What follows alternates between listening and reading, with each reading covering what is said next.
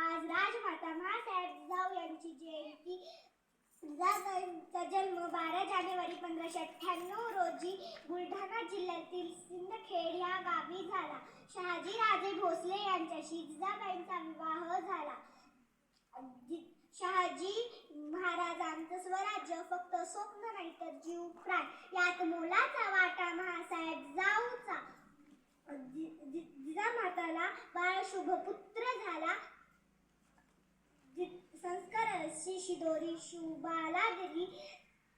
जिजामातांनी शिवाजी महाराजांना बालवयातच गड कसा चढायचा ते शिकवलं.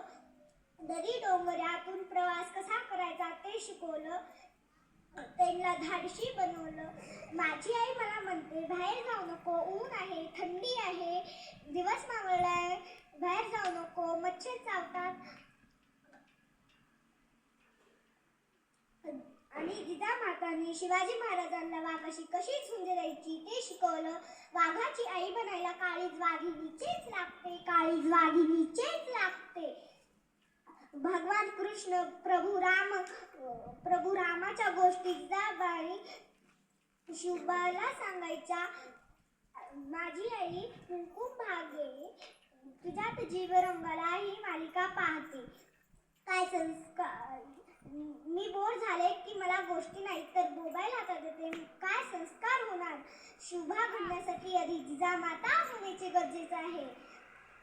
जिजामाताने शिवाजी महाराजांना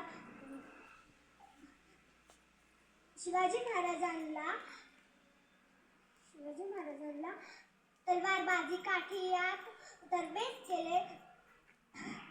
आणि मी छोटी छडी सुद्धा खेळायला घेतली तर आई म्हणणार, नको, डोळ्याला लागेल. जिजामाता असेल तर बाळ धाडशी होणार.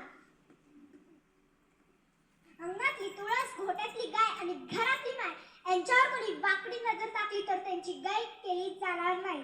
घेऊन जायला गर्दन मारायची हे त्यांचं धाडस. जिजामाताने